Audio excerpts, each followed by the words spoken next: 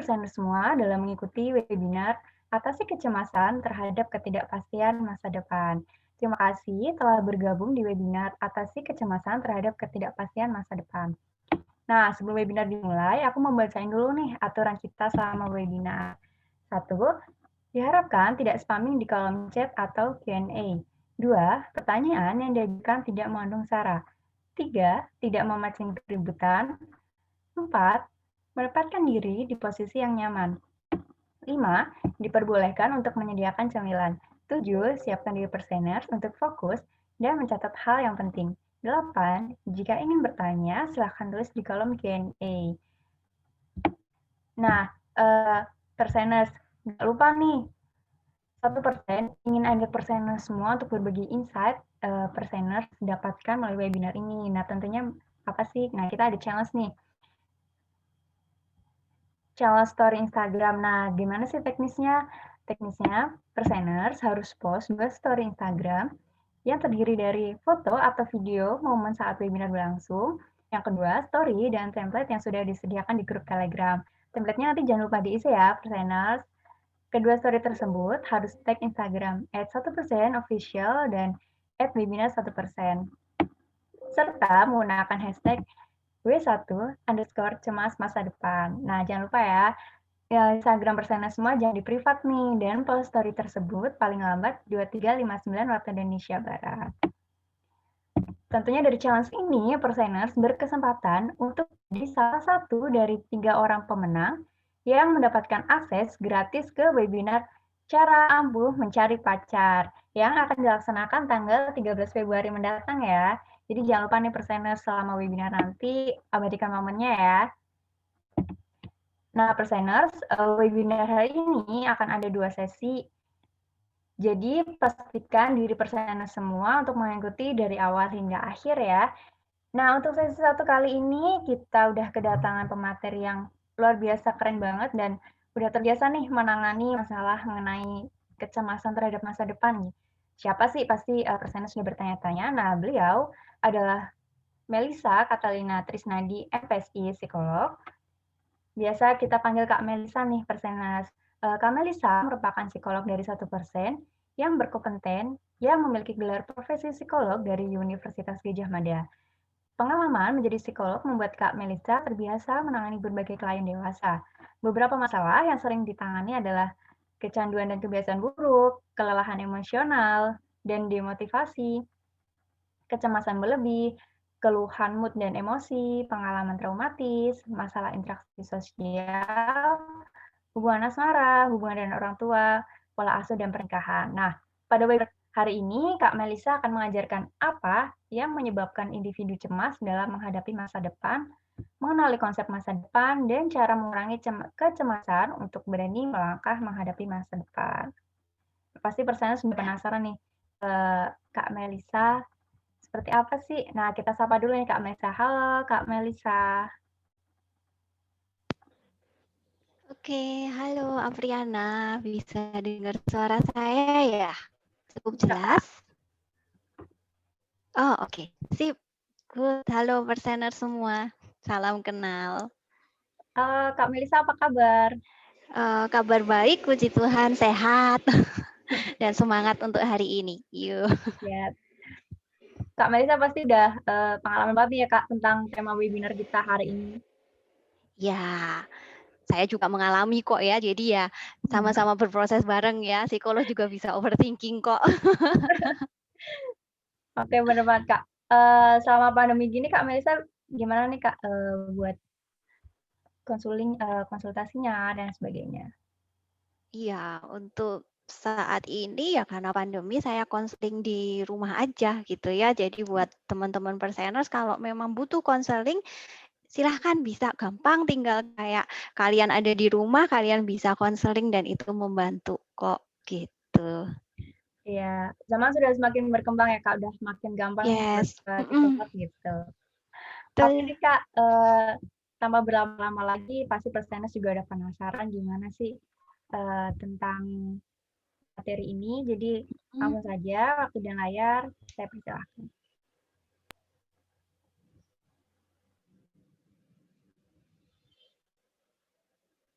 Oke, baik. Oke, baik. Thank you, Apriana. Halo, presenter semua. Salam kenal ya. Kalau di sini saya lihat ada 117 orang yang join ya. Oke, salam kenal semua. Perkenalkan, nama saya Melisa. Saya adalah salah satu asosiat psikolog di 1% ya. Dan pagi hari ini kita akan berproses bersama gitu ya, nggak cuma saya yang bagiin hal ini gitu, tapi nanti mungkin 3 hari ke depan gitu ada Telegram biasanya ya yang bisa kalian ikutin gitu. Saya berharap banget kalian bisa sharing gitu apa yang terjadi sama diri kalian ya, karena mumpung gitu ada seratusan bareng-bareng support satu sama lain itu lebih enak ngejalaninya, berprosesnya daripada sendiri ya. Oke, baik. Boleh dilanjut PowerPoint-nya. Oke, nah dalam webinar ini gitu ya, kalau temanya adalah mengurangi kecemasan gitu ya, tentang overthinking, dan tadi juga video yang di depan udah bilang harus fokus gitu ya. Oke, nah pagi hari ini overthinking-nya ditaruh dulu gitu ya, kita mau fokus mendengarkan secara aktif. Fokus kamu ada di sini gitu ya dengan saya, nggak kemana-mana. Oke, kemudian mencatat. Ada orang-orang yang tipe belajarnya adalah mencatat, kemudian baca lagi, silahkan lakukan itu. Hal-hal yang penting, hal-hal yang sesuai dengan diri kalian yang akan kalian praktekkan. Kemudian mungkin ada hal-hal yang relate gitu ya, sesuai dengan apa yang terjadi sama kamu, dan kamu bisa hubungkan dengan kehidupan sehari-hari yang persenas alami, itu akan jadi modal untuk pembelajaran dan praktek lebih gampang. Ya, dan yang paling terakhir yang nggak boleh dilupa itu adalah action plan. Buat perencanaan. Mungkin tidak semua materi dari webinar ini bisa langsung ketangkep semua ya, but it's okay. Walaupun kalian melangkah 1% aja setiap hari, it's okay. Paling tidak kalian melakukan 1 langkah. Ya, jadi saya benar-benar dorong tidak hanya sebagai pengetahuan aja hari ini, tapi kalian bisa menikmati rasanya untuk sedikit mengurangi overthinking itu gimana, supaya kita semua jadi lebih happy ngejalanin hidup ya. Oke, yuk lanjut boleh. Oke, kita mulai ya. Berapa banyak sih dari kita sering banget mikirin hal-hal ini gitu ya. Saya pribadi juga sering. Biasanya ini mulai muncul tuh usia 18-an tahun gitu ya, ketika mulai SMA gitu. Kita mulai berpikir tentang apa yang jauh terjadi di depan sana, kayak ini pilihan aku tepat gak ya? Karena kita udah dikasih kesempatan milih gitu ya. Kemudian aku harus ngelakuin apa ya? Karena kita dituntut untuk lebih mandiri. Kenapa dia lebih sukses dari aku? Mulai bandingin diri ke orang lain gitu ya, ngelihat orang lain kok lebih sukses, lebih kalau lihat Instagram gitu ya kayak wah, orang ini kok kayaknya keren banget. Punya pacar kok keren banget ya, sementara aku masih jomblo mungkin gitu. Kemudian aku sebenarnya mau apaan sih? Kayaknya kok nggak tahu mau apaan ya. Hidup gini-gini aja, datar aja. Kemudian pertanyaan yang paling besarnya adalah aku hidup buat apa sih? Ya, ini pertanyaan yang dalam banget gitu ya. Aku hidup buat apa sih? Dan ini pertanyaan yang sering ditanyain oleh orang-orang yang dalam kondisi yang kalau depresi muncul pertanyaan ini tuh buat lagi down banget gitu ya. Dan ini pertanyaan yang sebenarnya umum, semua orang pasti pernah tanyain, dan kalau kalian punya pertanyaan ini justru saya bilang bahwa itu normal ya. Oke, boleh lanjut. Boleh lanjut PowerPoint-nya. Nah, tapi kadang pemikiran-pemikiran yang tadi itu munculnya terlalu berlebihan gitu ya. Muncul terus di otak kita, ditanyain berulang-ulang, rasanya kayak otak ini nggak bisa diam. Saya sering ketemu klien dan bilang bahwa otaknya berisik. Otak berisik, banyak ngomong. Kayak mau tidur aja sampai nggak bisa, karena kayak otak ini kayak komputer yang running terus gitu ya, dinyalain terus sampai panas. Rasanya pengen kalau di otak ini ada tombol gitu ya, ada tombol on off mah pengen bisa di on offin gitu ya. Waktunya mikir oke aku onin, waktunya nggak mikir aku offin biar dingin gitu ya. Atau mungkin kayak bikin waktu istirahat gitu ya, close gitu ya, nggak tutup semua pikiran yang masuk, nggak mau. Kalau bisa gitu ya, pengen. Tapi faktanya nggak bisa gitu ya. Kita dikasih kesempatan buat memang selalu mikir gitu ya. Itu kelebihan kita dibanding ciptaan Tuhan yang lain. Oke, boleh lanjut. Nah, di usia-usia perseners gitu ya, usia-usia muda ini gitu ya, kita sering banget mikirin banyak hal. Kalau di sini saya ada jabarin ada beberapa hal yang sering kali kepikiran di usia-usia sekarang ini gitu ya. Misalnya kayak pekerjaan atau karir gitu ya. Kalau kita mulai berkarir, bener nggak sih karir yang aku lakuin sekarang? Bener nggak ya nanti karirku tuh bisa naik di perusahaan ini? Bener nggak ya karir ini nih sesuai dengan passion-ku? Kemudian pendidikan. Bener nggak kuliahku ini sesuai dengan apa yang aku pengen? Dan benar-benar aku bisa bekerja sesuai dengan apa yang pendidikanku, latar belakang pendidikanku. Mau S1 atau saya S1 aja atau lanjut S2? S2-nya sesuai nggak ya? Gitu. Kemudian ekspektasi dari orang lain. Kadang kita mikir bahwa kita punya ekspektasi ya, macam-macam ekspektasi gitu ya. Tapi orang lain, terutama orang tua, orang yang ada di sekeliling kita tuh punya ekspektasi banyak banget. Dan kita jadi kepikiran, bisa nggak ya sesuai dengan ekspektasi mereka untuk menyenangkan mereka.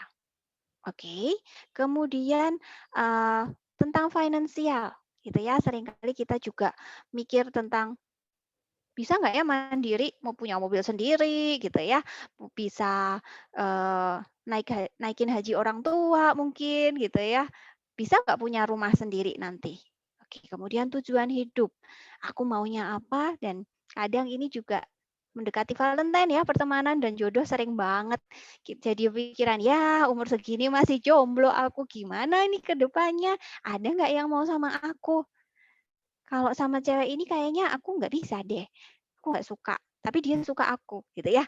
Banyak banget hal yang kita pikirin. Nah, dari beberapa hal yang disampaikan ini coba saya pengen lihat kalau di tempat teman-teman mungkin bisa polling gitu ya. Dari masalah-masalah ini manakah yang menurut kalian itu yang paling mengganggu, yang sering banget dipikirin sama teman-teman?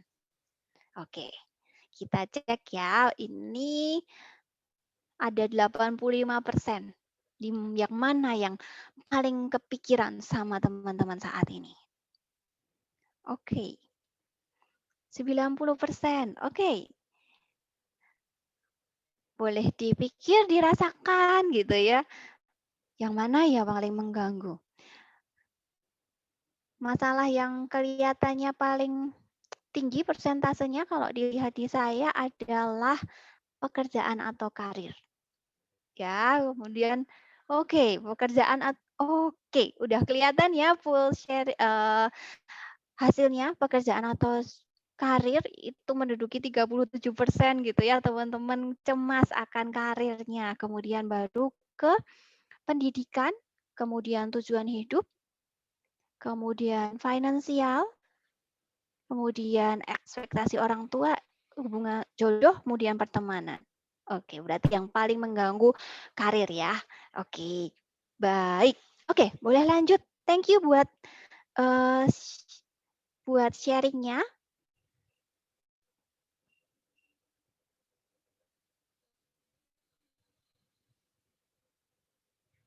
Sini ya tadi hasilnya. Oke, baik. Kita akan lanjut. Nah, tadi berdasarkan hasil survei yang tadi aja udah ketahuan bahwa ada kecemasan yang paling menonjol di kita yaitu pekerjaan atau karir. Kenapa sih pikiran-pikiran itu tuh muncul? Nah, ternyata usia-usia perseners sekarang ini gitu ya, mungkin di usia 18 sampai 25 atau sampai 30 tahun itu adalah usia yang namanya di sini emerging adulthood gitu ya. Jadi itu tuh adalah masa transisi dari remaja menuju dewasa gitu ya. Jadi di situ banyak banget hal yang terjadi dari yang tadinya semuanya diatur oleh orang tua, tiba-tiba kalian diberi kebebasan buat keputusan sendiri. Ya, ada beberapa hal yang terjadi di situ. Yang pertama adalah identity exploration, gitu ya. Jadi di umur 18 sampai 25 tahun itu adalah masa-masa kita mengeksplor siapa diri kita. Sukanya apa? Baik di sisi pekerjaan. Ya, pekerjaan itu kita mulai mikir, pekerjaan ini itu sesuai dengan keinginanku enggak? Kalau zaman dulu remaja mungkin ngambil part time yang penting dapat duit gitu ya. Tapi kalau sekarang kalian sudah mikir jauh ke depan. Kerjaan ini bakalan dalam jangka waktu lama enggak ya aku akan ada di sini? Kapan aku mulai pindah? Kerjaan apa? Aku mau pindah kemana? Jadi mulai explore banyak hal perusahaan A, perusahaan B gitu ya. Oke, kemudian juga explore tentang hubungan dengan lawan jenis gitu ya, mulai ngelihat-lihat gitu mana sih yang cocok gitu ya, mulai explore, deketin yang ini, deketin yang itu, suka yang ini gitu ya. Ini adalah masa-masa yang wajar ya untuk explore segala hal. Kemudian yang kedua adalah instability, karena kita banyak explore ya jadinya nggak stabil, belum stabil. Kalau tadi pekerjaan, ya pekerjaan karena explore ya pasti pindah-pindah. Ya, pindah-pindah, kemudian mungkin ada yang gajinya naik turun gitu ya, perusahaan A kemudian pindah B kok turun tapi aku seneng gitu ya. Jadi memang belum stabil untuk di bagian ini. Kemudian juga di pendidikan juga kalian akan jauh lebih berani mengambil keputusan. Ini nggak sesuai sama aku mungkin mau pindah jurusan. Ya, jadi it's okay kalau kalian mengalami ketidakstabilan di masa-masa ini. Oke. Kemudian, oke, boleh tolong? Ya, oke. Kemudian self focus ya. Semuanya berfokus pada diri sendiri. Oke, tadi masih sampai slide yang 12 kalau nggak salah. Masih fokus sama diri sendiri. Oke, boleh slide sebelumnya. Ya, sebelumnya slide. Ya, masih fokus pada diri sendiri. Jadi, apapun yang terjadi, fokus pada diri sendiri. Kalian sudah diberi kebebasan, gitu ya. Kemudian, kalian mulai mikir. Kalian harus bertanggung jawab atas keputusan yang dibuat. Makanya kalian akan cenderung lebih hati-hati. Kalian mulai buat planning, aktivitas, gitu ya. Kemudian mulai lihat apa yang aku bisa kembangkan di diri aku. Termasuk kalian ini yang ikut webinar, gitu ya, yang rajin ngikutin 1%, artinya kalian lagi fokus sama diri kamu untuk mengembangkan diri kamu. Ya, kemudian feeling in between. Feeling in between itu artinya ya berada di antara remaja dan dewasa. Dibilang remaja juga udah bukan, dibilang dewasa juga bukan. Jadi kayak gantung gitu ya, statusnya gantung gitu ya. Jadi sebenarnya nggak enak. Udah dituntut mandiri, tapi sebenarnya belum bisa sepenuhnya mandiri. Jadi ini yang membuat kita jadi kadang takut dewasa, karena tanggung jawab dan perannya untuk jadi dewasa itu kita lihat sekarang gede banget gitu ya. Jadi orang tua, jadi ayah, jadi ibu, itu peran yang bau gitu ya. Jadi kita takut buat masuk ke sana. Jadi it's okay, nggak apa-apa. Kemudian possibilities. Usia kita ini gitu ya, itu kita dihadapkan dengan berbagai macam kemungkinan. Dan kita memandang diri kita itu sebagai orang yang punya mimpi yang besar gitu ya. Aku pengen ini, aku pengen itu. Dan kemungkinannya banyak. Hal yang kamu bisa capai juga banyak. Ada banyak tawaran di luar sana. Tapi kadang bikin bingung gitu ya dengan banyaknya kesempatan. Oke, dari hasil penelitian itu kalau kita lihat 73% Orang yang berusia 25-35 tahun itu mengalami yang namanya overthinking. Ya, jadi buat perseners gitu ya, saya mau bikin tenang gitu ya, bahwa nggak apa-apa kalian ngalamin overthinking saat ini, karena hal itu memang hal yang sangat wajar. 73% orang dengan usia 25-35 tahun itu mengalami hal ini kok. Kalian nggak sendirian. Kalau di 1% aja nih ada 126 orang gitu ya. Jadi ya, it's okay kalau overthinking dan nggak sendirian. Oke, boleh lanjut?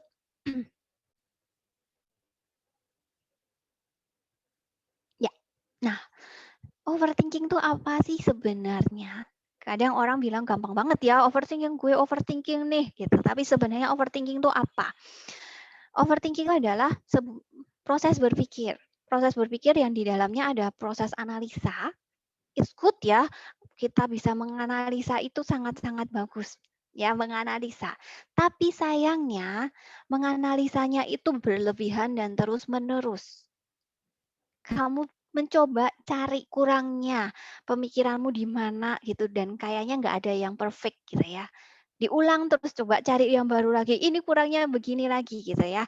Jadi terus-menerus, dan biasanya hal ini tuh dipicu oleh kekhawatiran di masa lalu atau peristiwa masa-masa lalu nih, yang mungkin udah nggak bisa diubah gitu ya. Dan ataupun pikiran-pikiran yang di masa depan. Kalian takut akan konsekuensi yang terjadi di masa depan. Jadi ada dua macam nih pikiran overthinking, yaitu masa lalu dan masa depan.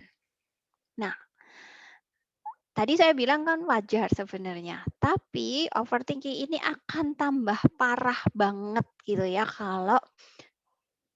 kalau kalian ketika mikir overthinking itu ditambahi dengan berusaha mengantisipasi banyak hal. Jadi kayak kalian berusaha kontrol semuanya. Ya, itu akan tambah parah. Kayaknya aku kurang deh ini, kayaknya aku kurang ini deh. Aduh, kalau begini nanti aku ngambil plan yang apa ya? Kalian berusaha antisipasi semuanya. Kemudian memori buruk. Ingat-ingat dulu pernah gagal. Ingat-ingat kalau dulu pernah salah ambil keputusan. Ingat-ingat kalau dulu salah terus dimarahin. Semuanya memori yang buruk. Kemudian imajinasi, ini yang bahaya juga. Kadang kita mengimajinasikan, padahal belum ada ya. Tapi kita mengimajinasikan hal yang buruk itu sudah akan terjadi di depan. Aku bakal gagal nih. Aku bakalan putus lagi nih. Aku bakalan, kayaknya aku nggak bakal punya rumah deh, gitu ya. Imajinasiin. Itu tambah kamu visualisasiin. Oke, nanti aku umurnya udah harus punya keluarga, tapi aku masih ngekos terus-terusan. Kalian mulai imajinasiin dengan detail banget di imajinasi kalian. Itu tambah buat emosinya jadi takut. Jadi benar-benar rasanya cemas sekali emosi. Apalagi kalau kalian juga menambahkan emosi yang dari masa lalu itu kalian bawa ke sekarang. Kalau dulu gagal, sedihnya itu dibawa, dulu gagal, aduh iya sedih banget ya, itu dibawa sampai sekarang, jadi rasanya double combo gitu ya. Dulu pernah gagal, sekarang kalian mengamini bahwa kalian akan gagal. Kesedihannya yang dulu pernah dirasakan, sekarang sedih lagi. Even belum terjadi. Ya, oke, boleh lanjut lagi? Oke, boleh lanjut? Ya. Nah, tadi saya sebut overthinking itu bagusnya adalah dia analisa. Tapi yang jeleknya dari overthinking itu adalah selalu fokus pada hal yang negatif atau buruk. Ya, sebenarnya kita berpikir, kita menganalisa adalah tujuannya untuk kita menghindari hal-hal yang mengancam di depan, yang tidak kita inginkan. It's good. Tapi kadang kebablasan nih mikirnya adalah buruk-buruknya saja sampai kita nggak mikirin bahwa kemungkinan ada kok berhasil, kemungkinan bisa kok. Kita lupa. Nah, kecenderungan overthinker gitu ya. Si overthinker ini adalah berpikir bahwa kalau semakin berusaha kita evaluasi masa lalu dan semakin kita berusaha ngontrol masa depan, kita akan terhindar dari hal yang buruk ya. Tapi sayangnya ini akan nambah kita jadi cemas karena kita fokusnya adalah pikiran kita adalah pada hal-hal yang cenderung negatif. Ya gagal lah, ya nggak bisa lah, ya bakalan menderita lah, bakalan sakit, semuanya buruk. Ya, oke, boleh lanjut?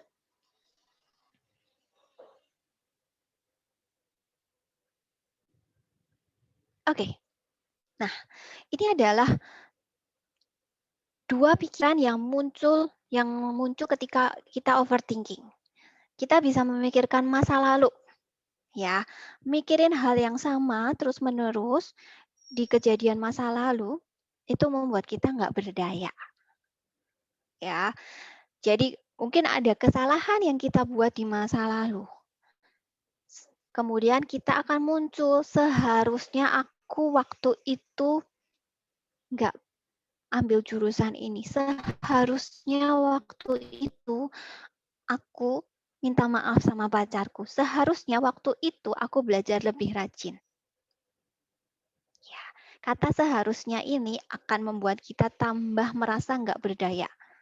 Karena kita udah nggak bisa balik ke masa lalu untuk benerin. Kalau kita punya pintu ajaibnya Doraemon mah, saya juga pengen gitu ya, ada hal-hal yang pengen saya ubah, tapi faktanya nggak bisa gitu ya. Itu merenung gitu ya, ruminating atau merenung. Ada juga overthinking, pemikiran overthinking yang arahnya ke masa depan, jatuhnya adalah khawatir. Memikirkan kejadian di masa depan yang dianggap sebagai ancaman yang membahayakan terus-menerus. Jadi gampang khawatir. Ini pemikirannya selalu dimulai dengan kata-kata kayak, gimana kalau gini ya? Gimana kalau gini ya? Gimana kalau aku nanti pas presentasi lupa semuanya? Gimana nanti kalau aku tembak si dia tolak? Jadi ada dua hal ya, seharusnya dan gimana kalau ini adalah pertanyaan yang pertanyaan yang sebaiknya dihindari ya. Dan overthinking ini adalah rahasia menuju ketidakbahagiaan. Kita nggak akan pernah bahagia ketika kita overthinking. Oke, boleh lanjut lagi?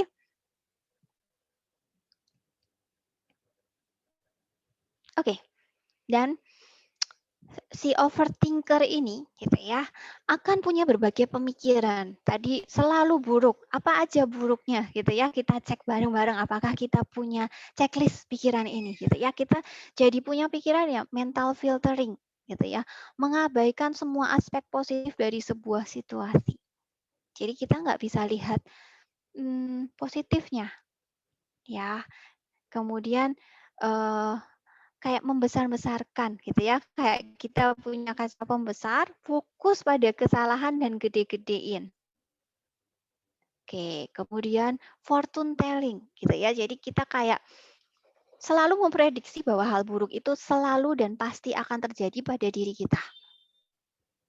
Dan yang terakhir adalah mind reading. Kita berusaha membaca pikiran orang lain itu apa tentang diri kita. Dan biasanya orang lain selalu mikirin hal yang buruk tentang kita. Itu yang ada di orang overthinking. Kayaknya dia mikir aku jahat deh. Kayaknya dia mikir kayak aku nih cemburuan banget deh. Ya, oke. Kemudian, nah, ketika kita selalu dibayangi dengan hal-hal yang negatif, entah kesalahan, entah hal buruk yang terjadi di depan, apa yang akan terjadi? Boleh lanjut slide-nya?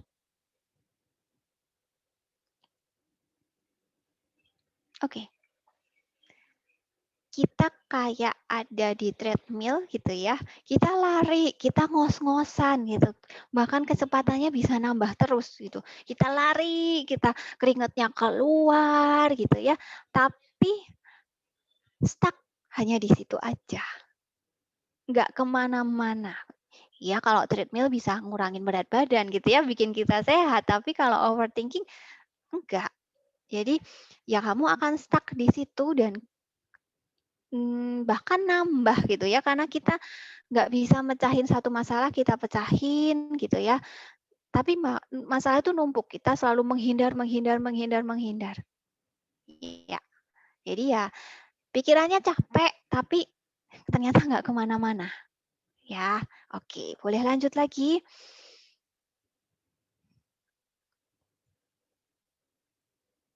Nah,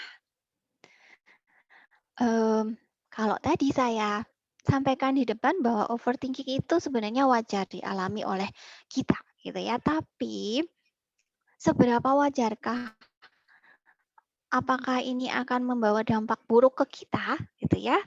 Kita boleh cek deh dari pertanyaan-pertanyaan ini. Kalau sebagian besar kita jawab dengan ya, gitu berarti itu sudah nggak sehat. Ya, aku tidak dapat berhenti mengkhawatirkannya. Mikir terus. Aku tidak dapat mengontrol pemikiranku. Oke, aku sering mengingat-ingat kesalahanku. Aku sering khawatir terhadap masa depan sampai mengabaikan apa yang terjadi saat ini. Kemudian aku sering ragu ketika membuat keputusan karena aku takut salah. Ya, intinya adalah overthinking akan jadi sesuatu yang sehat ketika kamu tahu pikiranmu dan kamu tahu jalan keluarnya dan kamu melangkah. Tapi ketika kamu stuck, kayak tadi orang lari di treadmill, itu jadi hal yang nggak sehat. Ya, oke. Boleh lanjut lagi?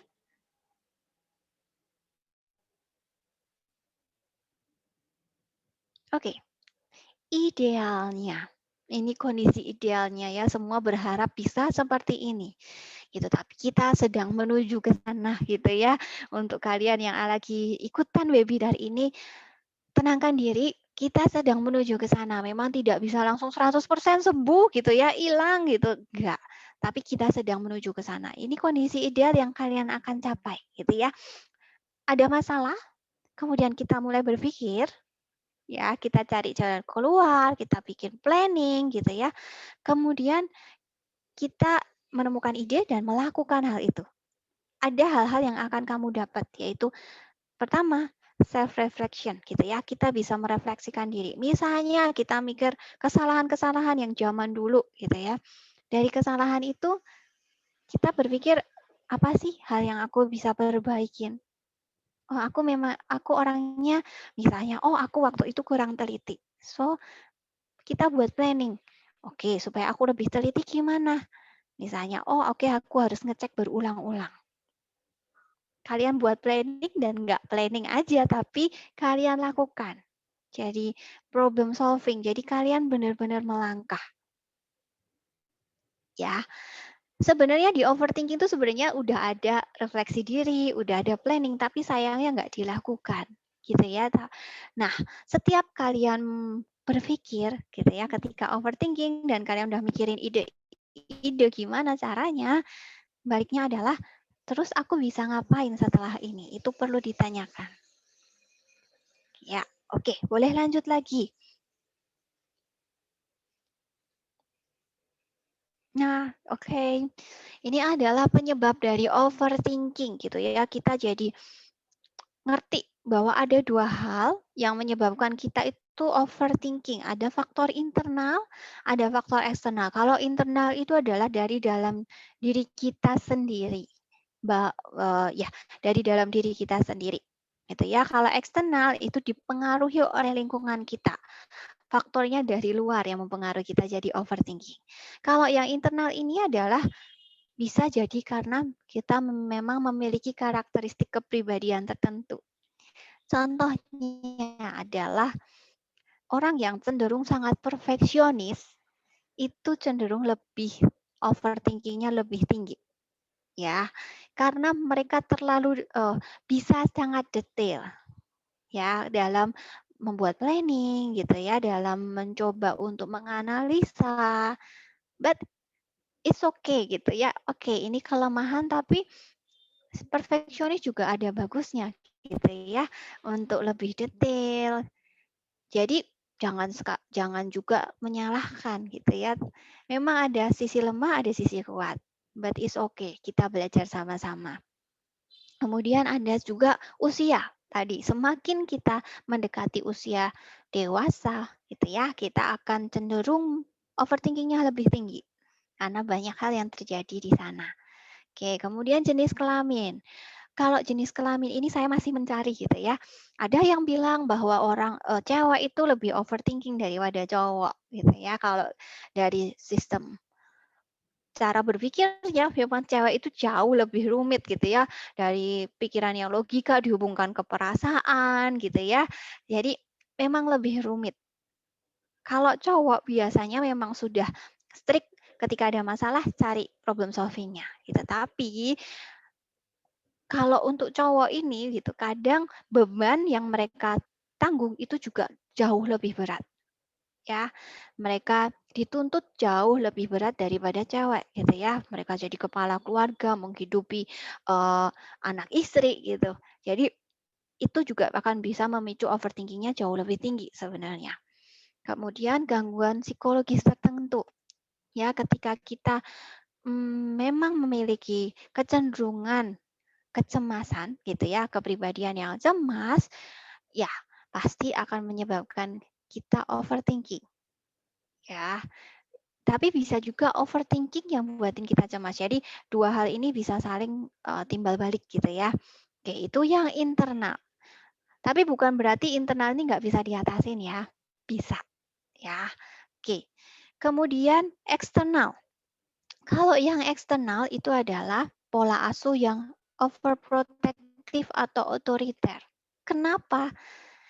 Overprotective dan otoriter ketika kita dibesarkan oleh orang tua yang begini gitu ya, itu sama-sama adalah kita tidak diberi kesempatan untuk membuat pilihan sendiri. Kalau overprotective, orang tua yang buatin karena takut gagal, anaknya takut sedih, takut nanti gagal, kemudian ininya adalah melindungi anak banget sampai anak tidak punya pengalaman mengatasi kegagalan tuh gimana.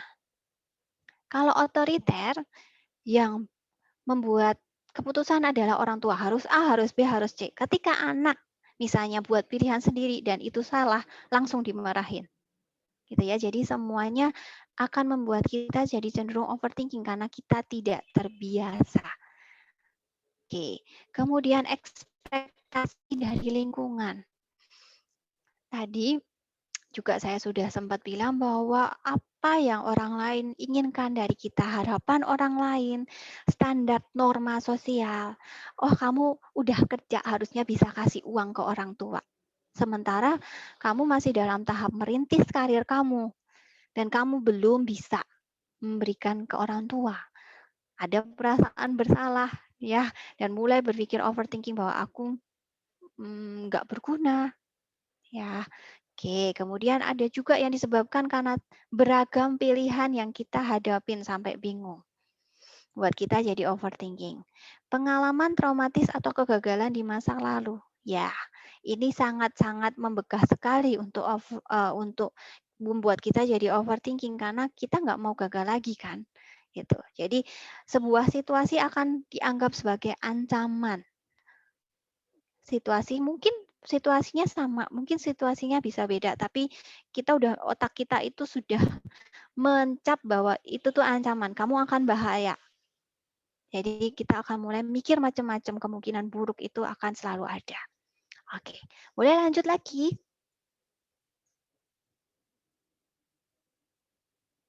Oke, boleh lanjut? Ya. Nah, persennya saya mau tanya sekarang.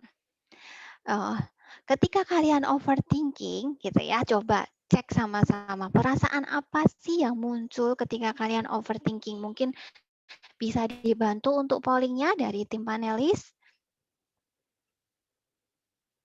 Oke, silahkan dicoba dirasakan, silahkan diinvestigasi gitu ya, apa yang kamu rasakan ketika overthinking. Rasa apa yang muncul?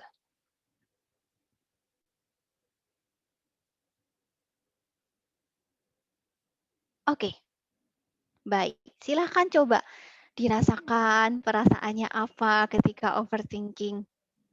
Oke, cemas. Ada takut, kecewa, ada senang, ada sedih, malu, gelisah, terharu. Oke. Oke, saya tunggu. Boleh sambil dirasakan ya.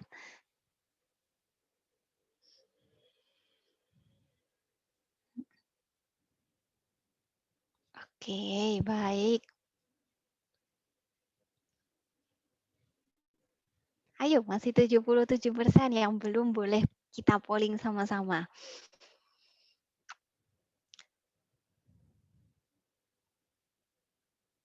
Oke, 85%. Sementara ini yang paling tinggi adalah cemas. Ya, ada 52%. 57 orang menilai bahwa ketika menilai perasaannya ketika overthinking muncul rasa cemas.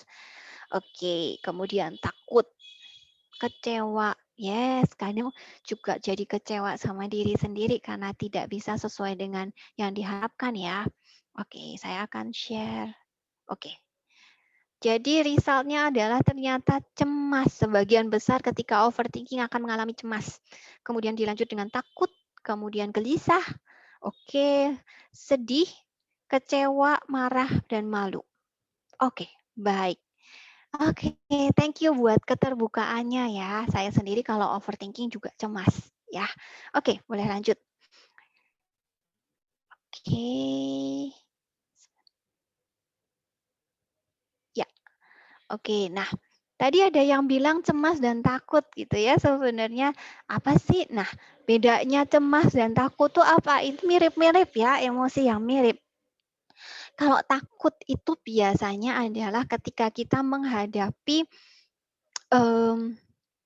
situasi, memang semuanya situasi yang mengancam gitu ya. Tapi kalau takut itu biasanya hal objek yang ditakutkan itu jelas ada gitu ya, misalnya ruang yang tertutup, guru yang galak, orang tua yang terlalu otoriter, ada objek jelasnya gitu. Tapi kalau cemas itu biasanya objek yang dicemasin itu abstrak, kita nggak bisa lihat. Ya cemas aja, masa depan kayak apa ya, itu abstrak gitu ya. But it's okay kalau kalian merasakan takut karena masalah rasa nggak ada yang salah gitu ya. Kalian nggak pernah salah kalau ngerasain hal itu karena itu personal sekali.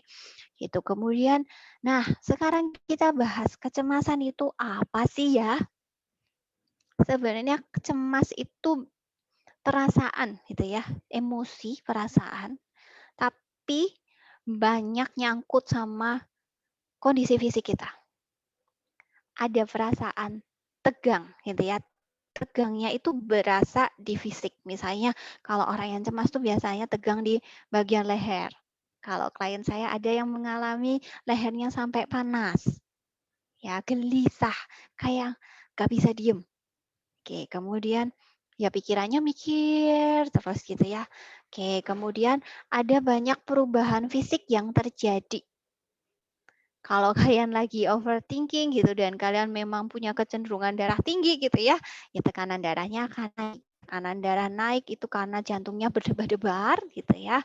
Kemudian akan jadi berkeringat, pusing, gemetar, detak jantung cepat dan gelisah. Perilakunya jadi kayak nggak bisa tenang.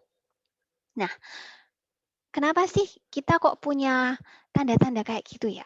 Gitu ya. Sebenarnya perasaan cemas dan takut itu muncul atau ada untuk memberikan alarm ke otak kita, ke kita sendiri bahwa ada bahaya loh. Nah, ketika kita ada bahaya, pasti kita bayangin deh misalnya kita lagi jalan-jalan, kemudian kita tiba-tiba lihat ular gitu ya. Ular di jalan deket banget sama kita. Apa yang kita lakukan? Biasanya kita langsung kayak entah punya energi dari mana, kita bisa ngacir lari gitu ya.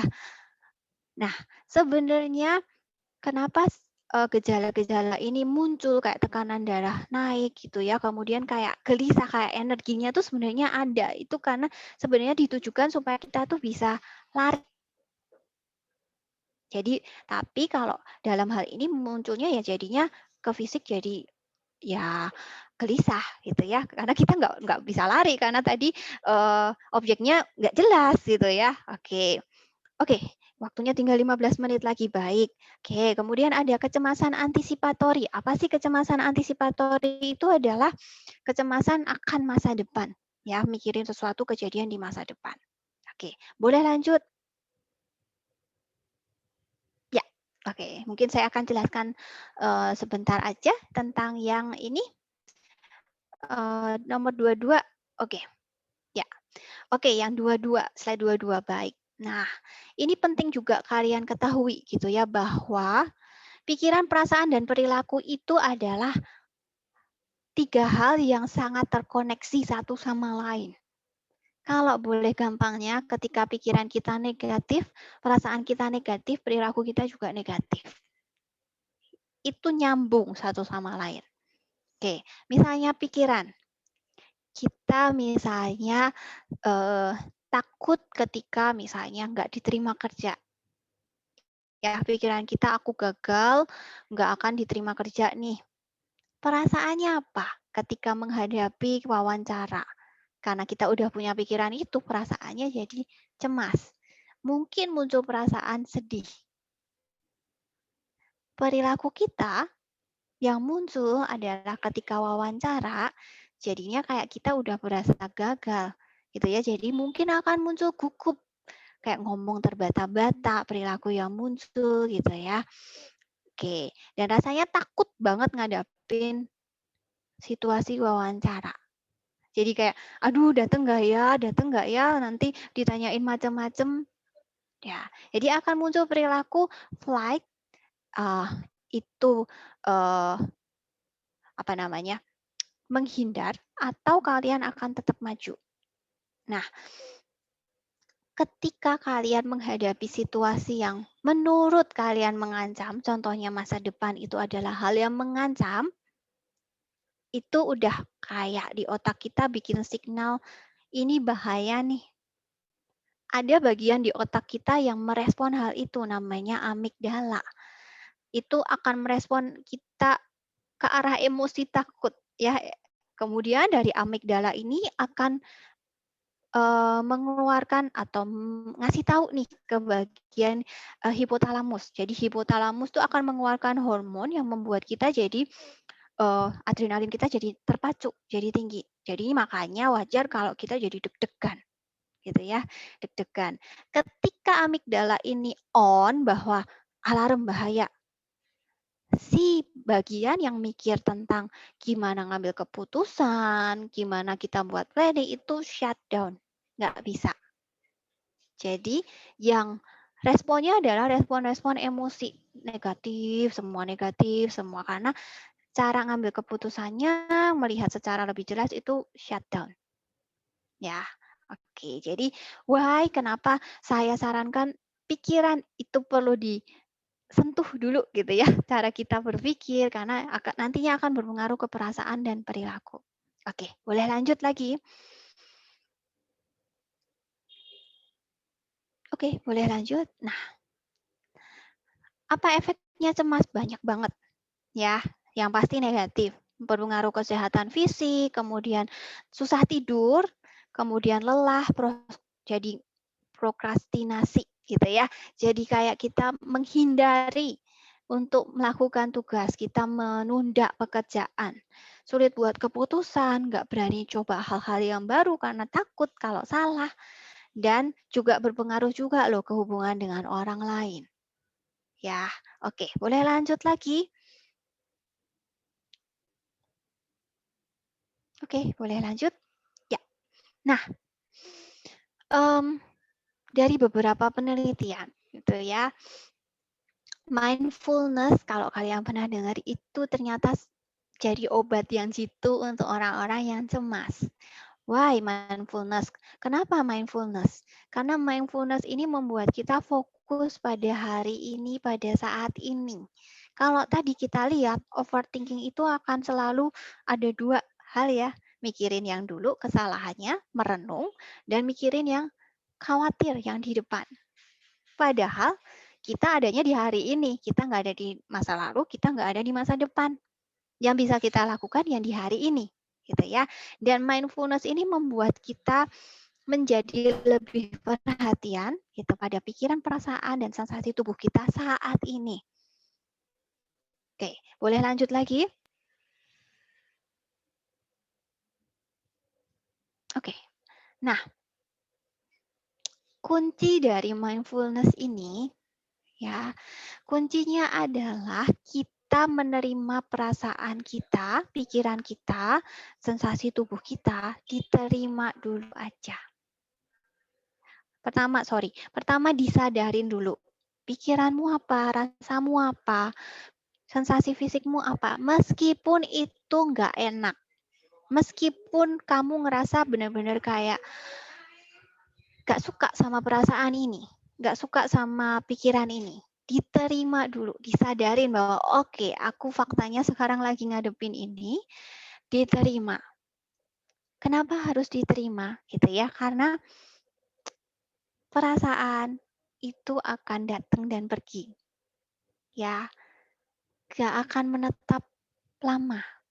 Kalau kita izinin dia itu kasih tahu kita. Mungkin abstrak banget ya, tapi perasaan itu butuh ngomong. Perasaan itu muncul karena pengen kasih tahu kita sesuatu. Nah, dengan mindfulness ini kita berusaha dengerin. Oke, kamu rasanya apa? Pengennya diapain? Ya, oke. Jadi kuncinya tadi sadari, terima, dan jangan sama sekali kalian dinilai, dijudge bahwa kalau marah itu nggak baik loh. Gitu ya. Baik, buruk, lupakan. Karena itu yang kalian rasakan. Oke, lanjut. Boleh dilanjutkan?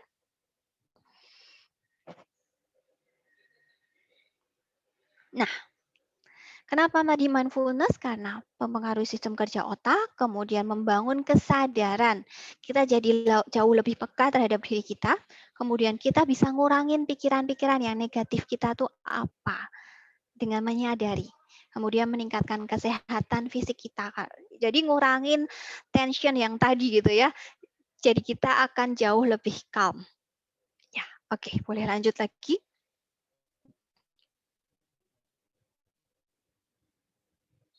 Oke, ini adalah salah satu praktek mindfulness. Lebih gampangnya kita pakai kata rain, hujan gitu ya. Hujan itu ada yang bikin nyenengin, ada yang kadang saat-saat yang menyenangkan gitu ya. Sore hari hujan makan Indomie gitu ya. Kemudian ada juga hujan yang nggak nyenengin, kita pas di jalan kemudian kehujanan tuh nggak nyenengin. Tapi ya faktanya kita lagi hujan gitu ya. Jadi oke, kita caranya gimana? Pertama tadi kita nyadarinya tuh gimana ya? Saya akan lebih detail ya. Nyadarinya adalah mungkin ini tricky gitu ya buat yang belum pernah gitu. Mungkin agak susah, tapi kita proses bareng-bareng. Menyadari ini artinya adalah oke, kamu anggap aja gitu ya. Ini diri kamu nih, Melisa sekarang ada di sini gitu ya. Tapi anggap aja kamu mengamati dirimu itu dari jauh. Kalau saya seringkali membayangkan saya itu ada di helikopter gitu ya. Kemudian lagi ngamati nih diri saya. Oke, kemudian mulai ditanyakan, Melisa ini lagi ngerasain apa ya?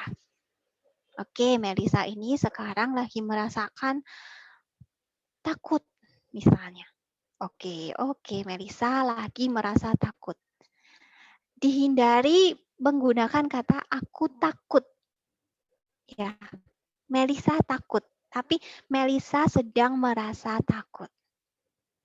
Oke, sekarang lanjut. Apa sih yang ada di pikiran Melisa sekarang? Oke, Melisa ini jujur ya, Melisa takut waktunya nggak cukup. Oke, Melisa lagi mikirin waktunya nggak cukup. Oke, baik. Itu yang ada di pikiran saya. Oke, kemudian apa?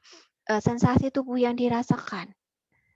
Misalnya ada bagian tubuh yang nggak enak kah? Misalnya, oke, Melisa merasakan bagian tubuh yang nggak enak misalnya di belakang leher. Amati dari jauh. Kenapa hal itu dilakukan? Supaya kita tidak terlalu attach dengan perasaan kita. Kalau tadi kita pakai kata Melisa takut, Melisa mikirin bahwa misalnya yang tadi ya, Melisa langsung bilang kayak, oke, Melisa takut. Itu kayak kita mengidentifikasikan dengan rasa takut itu jadi satu. Padahal kita beda. Kita memang sekarang sedang merasa takut, gitu ya. Dapat ya, teman-teman. Oke. Jadi Melisa mikir, Melisa merasakan. Melisa lagi ngerasain bagian tubuh yang gak enak di mana. Oke, kemudian yang kedua adalah akui dan terima bahwa ya, kamu lagi ngerasain ini, memang nggak enak. Dan accept ini akan membantu sekali gitu ya untuk benar-benar meredakan emosi kita, meredakan kecemasan kita. Semakin kita lawan cemas kita, itu semakin cemasnya akan naik. Ya, terima dulu. Oke, baik, nggak apa-apa. Oke, baik. Kemudian investigasi dengan kindness, dengan baik-baik sama diri kamu. Ya, ini so sweet banget. Saya suka bagian ini. Ya mulai investigasi diri kamu, tanyain kapan sih kamu mulai rasain ini, apa yang paling ingin kamu perhatiin dari perasaanmu, apa sih yang kamu pengen perasaan ini inginkan dari kamu. Oke, tanyain ke diri kamu. Jadi kayak investigasi ini bisa membawa kita tahu kebutuhan kita itu apa. Ya, kemudian yang terakhir adalah non-identification. Ini adalah tidak mengidentifikasikan. Kayak tadi saya bilang bahwa kita itu tidak bisa disamakan dengan emosi kita. Misalnya tadi, Melisa itu takut sama dengan Melisa penakut. Kalau kita sudah melabel, itu akan buat kita susah melangkah. Tapi saat ini kok, saat ini aja, Melisa saat ini Melisa saat ini merasa takut. Beda ya rasanya ya. Jadi tidak mengidentifikasi. Dan perasaan itu adalah bagian kecil dari diri kita. Ya, oke. Jadi ingat prakteknya dengan RAIN. Ya, oke. Recognize, accept, investigate, dan non-identification. Boleh lanjut lagi?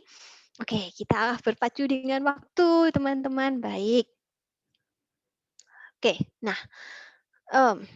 oke, ini boleh dilewatin aja. Jadi, yang perlu diingat bahwa tadi ketika menyadari emosi kita apa, perasaan kita apa, itu kita perlu ngasih nama ke emosi kita. Kamu rasainnya apa?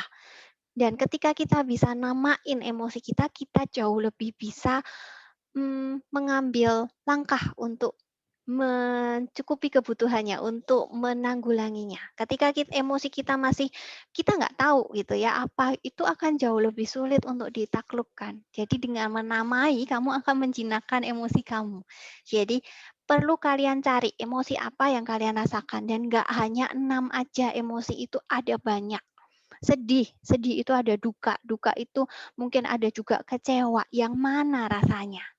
Kalian bisa cari Google ya tentang emosi ini. Oke, dan pilih yang tepat sekali untuk kamu. Oke, boleh lanjut lagi. Nah, ketika setelah selesai melakukan yang tadi gitu ya, mulai menyadari gitu. Jadwalkan overthinking time. Ini penting banget.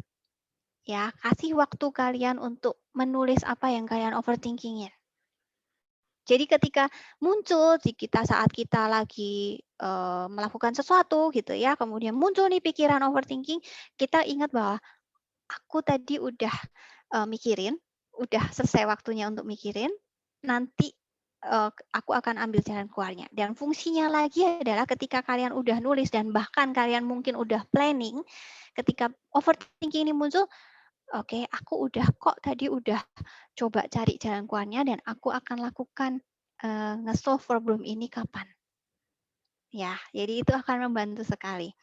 Kemudian buat langkah kecil. Jadi saya sangat-sangat mendorong buat overthinking ini adalah cari problem solving dan cari goal yang benar-benar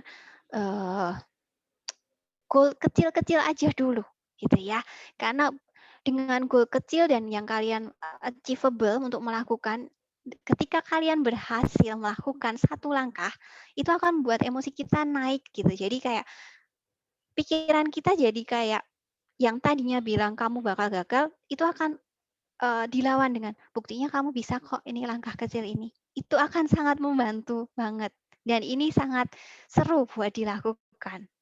Ya, dan buat SMART goal, spesifik, harus spesifik apa yang akan kalian lakukan, butuh apa aja, kemudian bisa diukur, keberhasilannya itu harus bisa diukur. Oke, kemudian achievable, bisa kamu achieve dan realistik ya, harus mungkin jangan yang ngawang dan timely. Kapan kamu akan menyelesaikan hal ini? Itu membuat kamu melangkah. Ya, kemudian hargai setiap pencapaian kecil dan mulai satu-satu. Ya, overthinking selalu bermasalah dengan pengen semuanya cepat selesai. Nggak bisa, harus satu-satu dulu. Ya, oke. Oke, waktunya habis. Apakah saya bisa melanjutkan? Oh, oke. Baik. Boleh lanjutin ya. Terima kasih. Oke. Nah, kemudian bangun habit untuk praktek mindfulness. Ini perlu dilatih. Kayak kita mau bentuk tubuh kita, itu perlu dilatih, gitu ya. Karena overthinking itu adalah mental habit, udah jadi kebiasaan. So kita juga harus ganti dengan habit yang lain. Dengan mindfulness fokus pada saat ini. Nah, pertama adalah dengan mindful breathing meditation. Sederhana sekali gitu ya, mindful breathing meditation ini kalian bisa lakukan di mana saja, tapi cari situasi yang tenang. Kenapa? Dengan bernafas itu kita ngasih kesempatan buat otak tadi, yang otak di depan kita, otak yang bisa ngambil keputusan, bisa merencanakan, itu bekerja. Tidak diselimuti dengan emosi terus gitu ya, tapi mengizinkan bisa mikir. Otak yang rasional itu bisa muncul. Mindful breathing meditation ini tadi, pertama cari posisi atau situasi yang tenang. Kemudian posisikan tubuh dengan tegak dan mulailah bernafas. Kalian boleh bikin suasana yang senyaman mungkin yang kalian ini beda-beda tiap orang gitu ya. Boleh pakai musik ataupun kalian di luar gitu, nggak di kamar, bisa juga. Jadi kalau yang saya biasa lakukan adalah mindful breathing meditation-nya 4, 6, 8. Artinya adalah 4 hitungan tarik nafas, kemudian tahan 6 hitungan, dan keluarkan perlahan lewat mulut itu 8 hitungan. Jadi lebih panjang ya. Itu buat merilis kenapa orang kalau marah kadang gitu ya, keselnya kayak berkurang. Nah, itu buat melepaskan yang nggak enak di diri kita. Dan dengan mindful breathing ini, kalian akan merasa bahwa kalian punya kontrol atas diri kalian. Kalian bisa ngontrol nafas kalian, so kalian bisa ngontrol yang lain. Ya, jadi kalau overthinking nggak bisa dikontrol, nggak bisa kok. Ya, oke. Kemudian teknik grounding 5, 4, 3, 2, 1 gitu ya. Ini sebenarnya juga menyenangkan supaya kita fokus pada saat ini gitu ya. Jadi yang bisa dilakukan adalah ya ketika kalian misalnya lagi ngapain gitu ya, mulai berlatih kayak melihat hal-hal 5 hal yang kalian bisa lihat. Misalnya, oke, ada HP di depan, warnanya abu-abu. Oke, bentuknya segi 4. Didetailin. Apalagi yang dilihat. Ya, 5 hal. Kemudian 4 hal yang bisa disentuh. Misalnya, kalian sentuh, kalau kaki ini saya suka sentuhin ke lantai. Oke, rasanya dingin, rasanya nggak rata gitu ya. Oke, kemudian 3 hal yang kalian bisa baui, cium. Misalnya parfum, misalnya sabun mandi. Ya, kemudian 3 hal yang bisa didengarkan, 2 hal yang bisa disentuh gitu ya. Kemudian 1 hal dua hal yang bisa dicium. Ini jadi cemas nih gara-gara waktunya habis. Oke. Oke, dua hal yang bisa dicium dan satu hal yang kalian bisa rasakan. Dan yang paling penting konsep dari mindfulness itu adalah kalian menikmati momennya. Nggak sekedar melihat, nggak sekedar nyentuh, tapi nikmati momennya, merasakan. Oke. Oke, boleh lanjut lagi?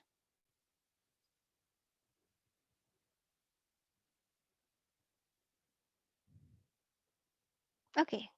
Ini boleh latihan kayak tadi mindful breathing exercise gitu ya. Kemudian tapi pertama cek dulu skala kecemasanmu 1 sampai 10 berapa, lakukan mindful breathing, kemudian tanyakan pada dirimu apa yang dirasakan tubuhmu, nafasmu, mulai investigasi tadi ya. Kemudian setelah itu cek kembali skala kecemasanmu, apakah ada berkurang. Ya, boleh dipraktekin.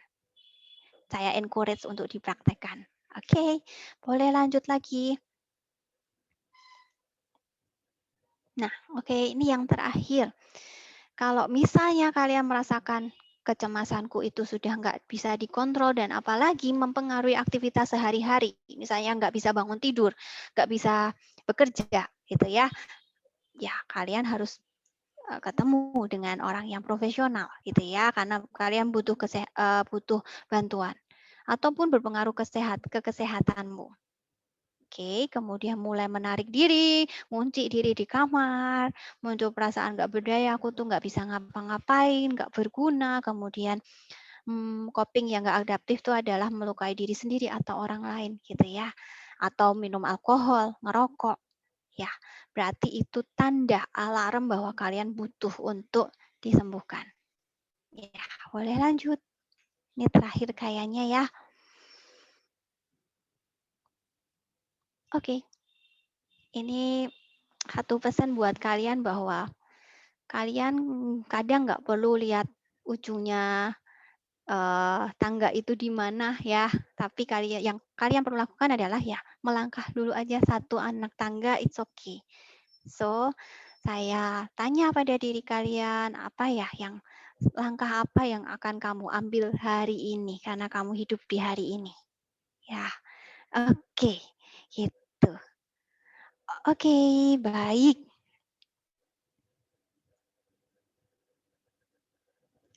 Oke, ya. Oke, wah, terima kasih banyak nih Kak Melisa, materi barusan Ya, sama-sama. seru banget, terus informatif. Aku sendiri juga jadi penasaran nih tentang rasa kecemasan itu sendiri bagaimana. Nah, tentunya dari Persenus juga udah banyak nih Kak yang tanya di box Q&A, langsung aja aku bacain ya Kak. Yang pertama Oke. ada dari Jeng Wawan. Silakan untuk Jeng Wawan, jika ingin open mic kami persilahkan.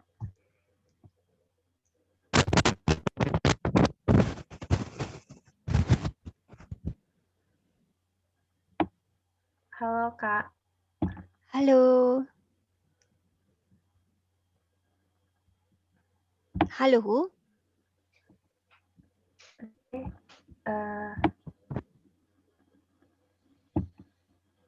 Halo Kak Jeng Wawan. Oh, ini lewat chat ya, dia Kak. Iya, Boleh kayaknya mengajukan pertanyaan. Oh, oke. Halo, Oke, kedengaran? Bisa dengar, ya. Oh, ya. Di HP soalnya. Ini Iya. sambilan media. Banyak yang Oke. dikerjakan memang. Ya, jadi Ya, nggak memang apa-apa. saya kayaknya ini lagi banyak yang melihat kesempatan gitu. Dan merasa kayak sepertinya ada banyak kesempatan lain yang lebih baik dari yang sekarang. Tapi kalau yang sekarang dipaksa ditinggalkan, sepertinya akan buruk begitu. Ini kayaknya menyebabkan saya overthinking lumayan banyak nih. Nah, ini gimana ya kira-kira mengatasinya? Oke, baik. Oke, langsung dijawab. Iya Kak, boleh silakan langsung. Oke, jadi Wawan lagi mendapat banyak kesempatan gitu ya. It's satu hal yang positif sekali. Ada banyak kesempatan di depan, tapi takut nih untuk ninggalin yang sekarang kondisi sudah nyaman gitu ya Wawan. Oke, nah sekarang balik lagi ditanyakan ke Wawan. Apa yang Wawan pengen sebenarnya gitu ya. Even kalau jadi untuk overthinking ini butuh konkret gitu ya, butuh konkret. Mungkin apa yang bisa dilakukan Wawan adalah coba cari minus sama positifnya apa kalau kamu tinggal tetap di situ, dan atau kamu cari kesempatan yang lain yang udah ada di depan mata itu apa. Dan setelah itu kayak tanya juga seberapa kamu bisa menanggung resikonya. Jadi kamu bisa buat plan gitu ya. Kalau misalnya aku mengalami hal ini gitu ya, langkah apa yang aku bisa ambil. Nah, dari situ Wawan bisa nentuin nih mana yang worth it buat Wawan. Ya. Tapi kalau memang melihat opportunity itu sebagai sesuatu yang membuat Wawan jauh lebih berkembang gitu, ya mungkin ada harga yang lain yang harus dibayar gitu ya, meninggalkan kenyamanan ya itu memang harga yang harus dibayar gitu. Jadi resikonya apa itu juga perlu dicatat. Positif, negatif, dan resiko yang dialami, kamu plan ngatasi resikonya kayak apa. Gitu Wawan, mungkin bisa membantu ya. Dan praktek mindfulness kamu tambah bisa ngerti apa yang kamu mau gitu. Ya, it's good kamu banyak opportunity. Oke, baik. Oke. Ya.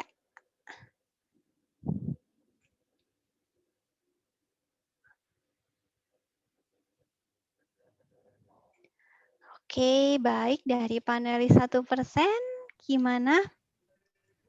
Ada Kak Ayu terputus, Kak Melisa. Oh, oke, boleh. Mungkin Terputus, boleh dibantu. selanjutnya ya, Kak. Ya, boleh. Selanjutnya ada pertanyaan dari anonim. Katanya itu, selamat pagi, saya mau bertanya. Kadang kita tahu kalau kita terlalu overthinking dan tahu kalau masa depan tidak seburuk pikiran kita. Hanya saja perasaan tersebut tetap muncul walaupun kita sudah berusaha untuk berpikir positif. Yes. Kalau menurut Kak Melisa bagaimana nih, Kak? Ya, oke. Oke, pikiran overthinking itu menurut saya ya, pikiran overthinking itu adalah pikiran yang kita nggak bisa, kalau kita bilang stop, itu stop. Ya, kalau sekarang aja misalnya saya minta perseners gitu ya untuk kayak coba bayangin dong ada gajah warnanya pink. Apa yang terjadi? Langsung muncul ya. Nah, begitu juga ketika kita bilang stop overthinking itu akan membuat justru kayak overthinkingnya akan muncul terus. Ya, semakin kalian berusaha untuk menghentikannya, itu semakin akan muncul. Menyadari is okay, gitu ya. Menyadari, dan yang kedua adalah tadi menerima bahwa aku memang lagi begini. Aku memang lagi banyak pikiran. Dan tadi praktek mindfulness, yang dipikirin apa? Satu-satu. Even munculnya banyak, oke, catat aja yang dipikirin apa. Oke, setelah kalian jauh lebih jelas yang dipikirin apa, takut masa depan. Masa depan yang apa? Kalian investigasi diri kalian. Masa depan yang mana yang kalian takutin? Oke, pendidikan misalnya. Oke, kenapa dengan pendidikan? Apa yang bisa aku lakukan? Ya, jadi perlu, jadi kalau saya bilang overthinking itu memang jalan keluarnya adalah mau nggak mau harus melangkah dan dihadapin satu-satu. Nggak bisa semuanya langsung kamu mau selesai semua gitu, nggak bisa gitu ya. Dari pikiran itu, oh aku lagi mikirin ini, rasanya lagi cemas. Tanyain mau yang diselesaikan yang mana dulu. Misalnya cemasnya dulu nih, aku nggak mau sekarang lagi cemas nih, aku mau lebih santai. ya udah, kalau kalian butuh itu ya kalian distraksi dulu. Karena untuk mengatasi overthinking itu juga tiap orang beda-beda ya. Sesuai kebutuhan. Kalian yang tahu, tanyakan kebutuhannya apa. Oke, distraksi dulu. Setelah itu, oke sudah, aku udah lebih happy nih gitu. Terus tanyakan lagi, aku sekarang maunya apa? Mau yang mana dulu deh aku selesaiin. Satu-satu. Langkah kecil dan bikin goal yang achievable. Satu kemenangan itu akan membuat emosi kalian tuh akan happy dan akan membuat penilaian kalian tentang hal yang di depan itu bukan hal yang semenakutkan itu, berkurang rasa takutnya. Itu yang perlu dicoba ya. Perlu dicoba, itu seru sih gitu. Kalian akan menemukan bahwa kayak oh ternyata juga nggak sengeri yang aku pikir ya. Saya sering melakukan itu. Jadi ya ampun cuma gini ternyata ya. Dan itu akan gradasi. Kamu akan dari satu tangga, oke coba atas lagi yang ini, atas lagi yang ini. Gitu. Nah, itu akan jadi perjalanan kamu. Itu seru sih, lakuin. Gitu ya, saya dorong lakuin. Ya, oke.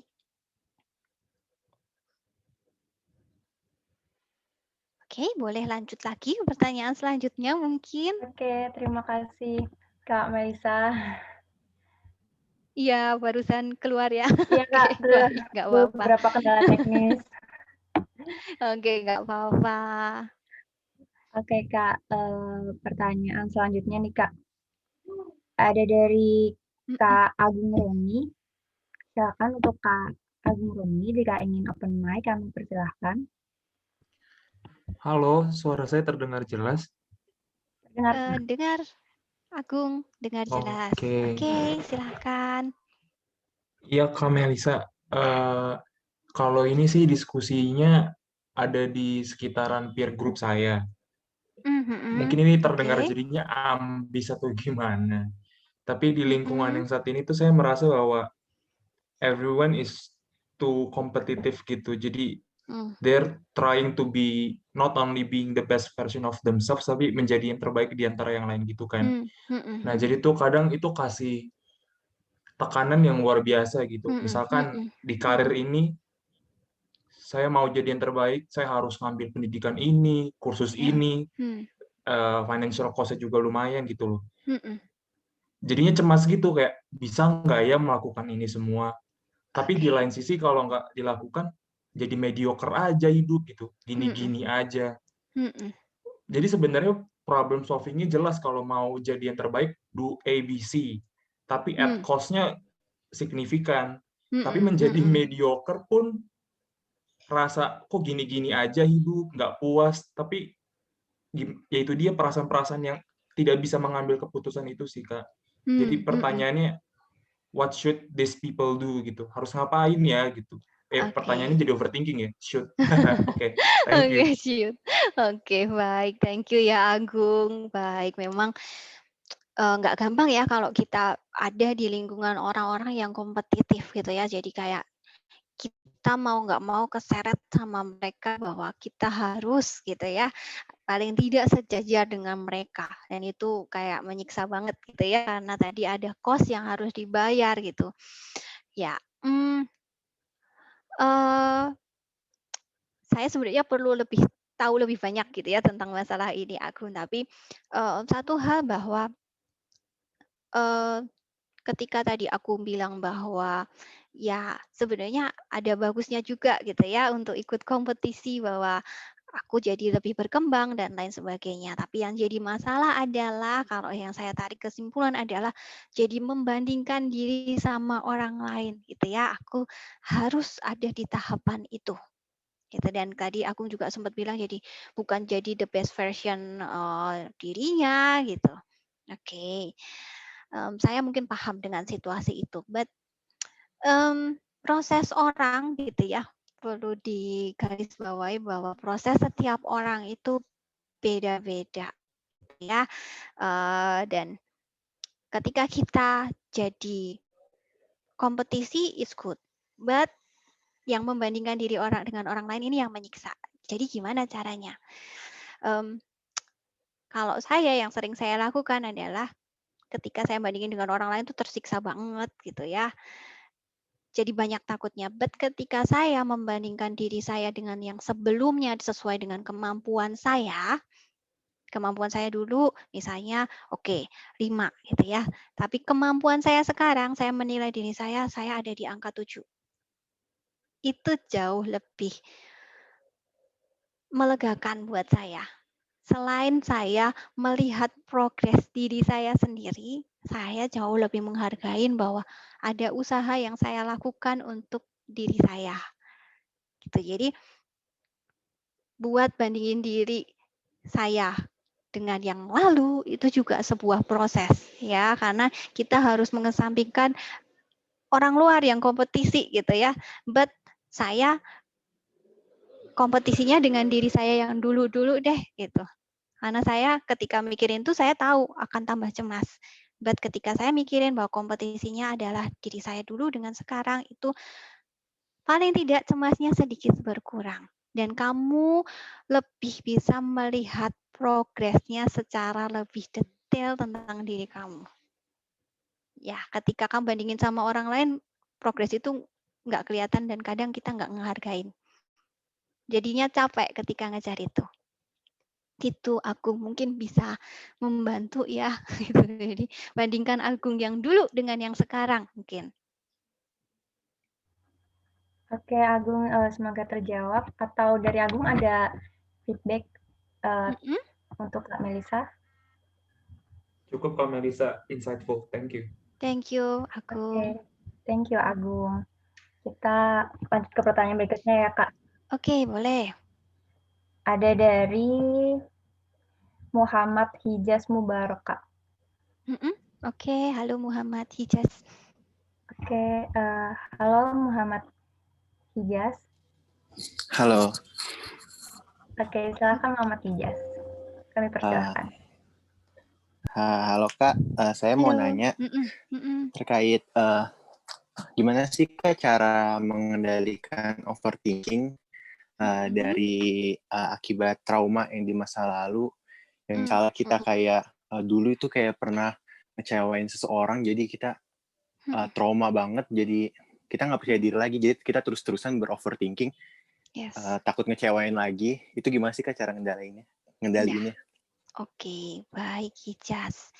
Thank you buat keterbukaannya ya Hijaz ya. Tadi salah satu penyebab overthinking memang pengalaman yang tidak menyenangkan gitu ya. Membuat kecewa orang lain itu jadi satu pengalaman traumatis buat Hijaz gitu ya. Jadi nggak tahu, mungkin ada perilaku jadi takut berbuat salah gitu ya, takut deket sama orang karena takut ngecewain gitu. Dan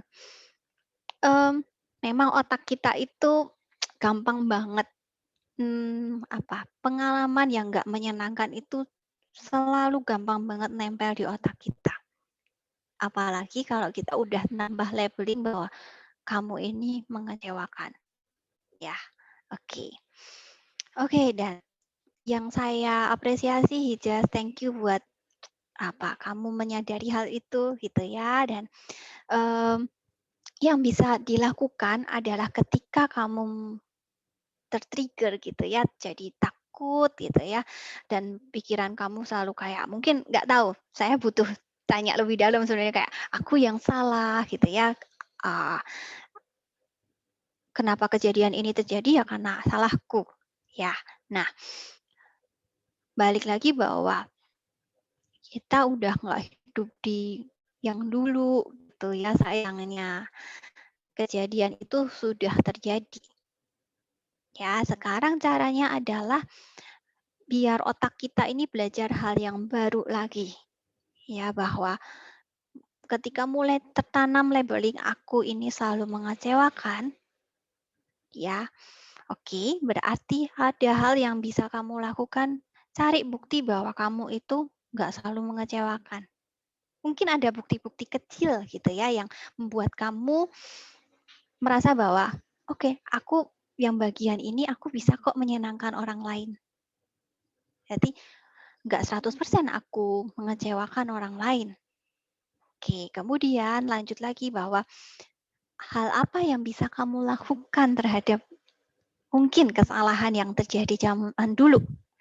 Adakah balik lagi ke self reflection? Adakah hal yang kamu bisa perbaiki? Jadi untuk kedepannya hal itu tidak terjadi lagi. Gitu. Jadi penting banget self reflection gitu ya. Tanyain, oke, aku dulu memang begitu, tapi apa yang aku bisa lakukan untuk memperbaiki diriku hari ini sehingga ke depan aku nggak gitu lagi. Tuh, jadi kalau terkait dengan hubungan mungkin memang ada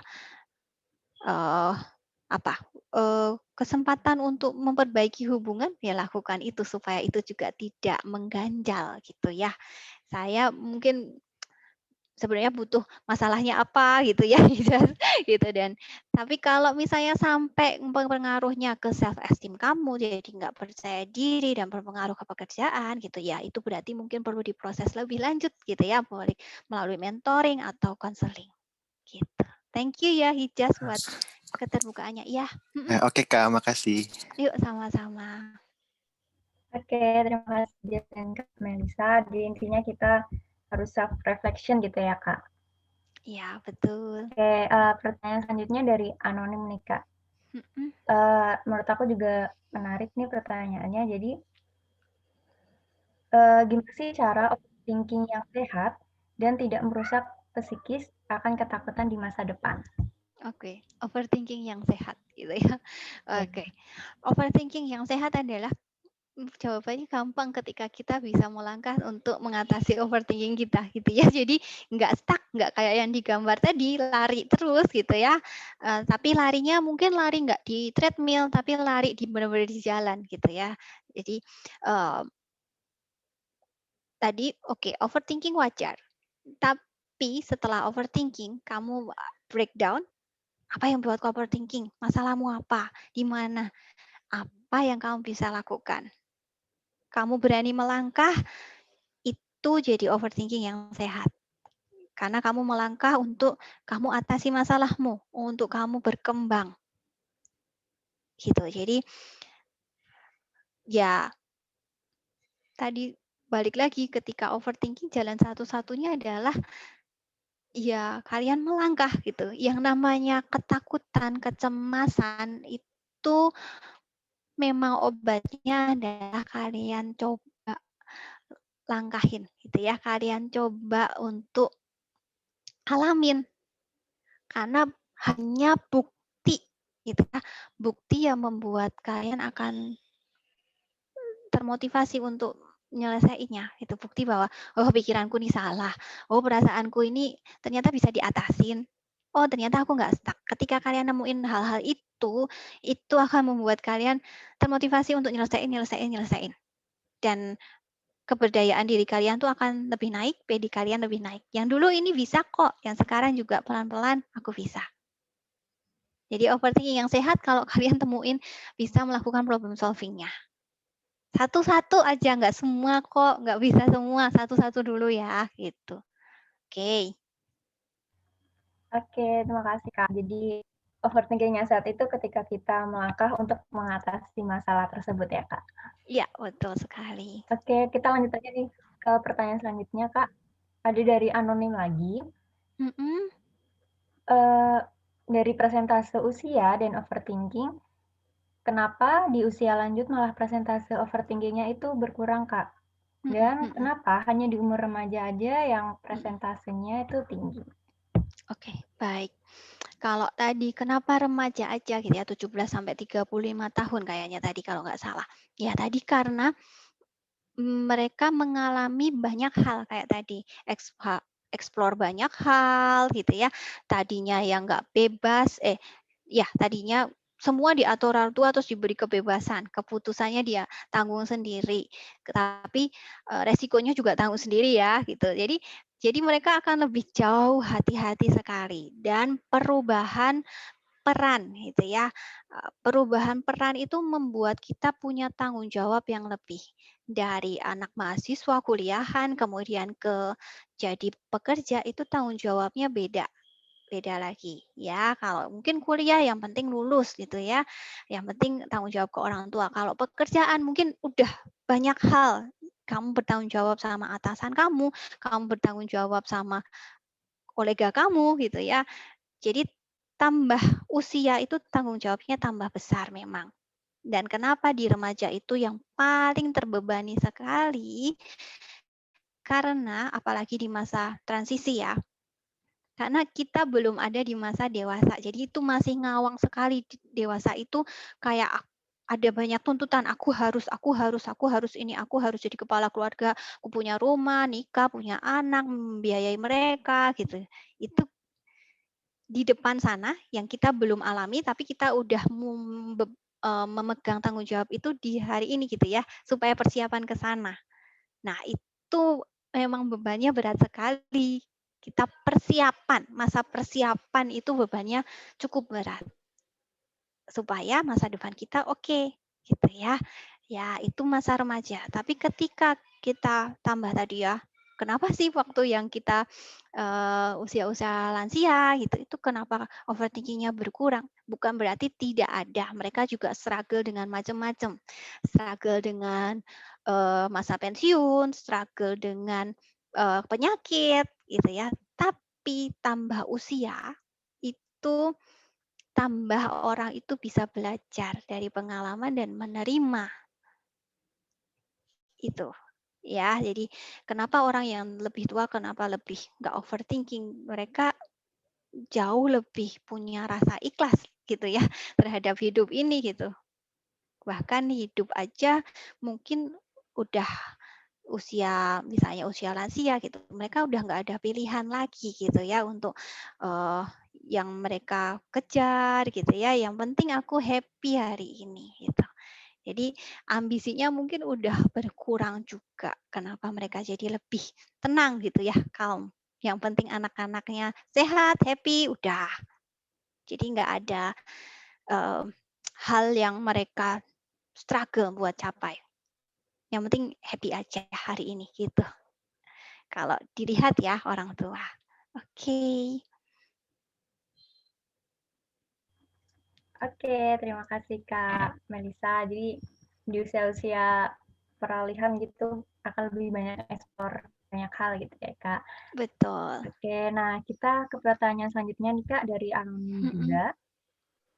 Untuk teknik mindfulness, selain teknik 468 dan 54321, apakah ada teknik lain Kak, cara lain untuk mindfulness? Oke, sebenarnya intinya itu adalah menyadari gitu. Kalian boleh explore gitu ya. Menyadari itu macam-macam hal yang bisa dilakukan.